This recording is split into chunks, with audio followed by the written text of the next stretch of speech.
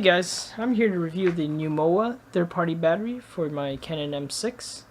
I got this off of Amazon. It comes with 2 batteries and a charger. It cost me $35 Canadian from Amazon. I'll put the link in the description below. The Newmowa battery has 1,240 milliamps, while the regular Canon battery has 1,040 milliamps.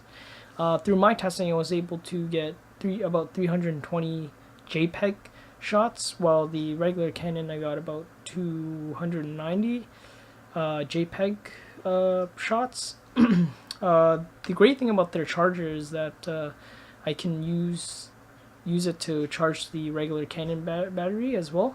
When I turn it on, you'll see green, red, off. So original battery. I believe it's already charged earlier. Or not, okay. That's charging. And the third party.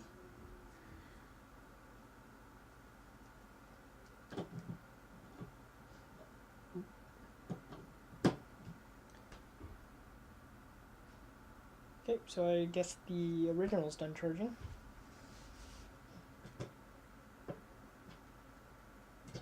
I'm just going to test it.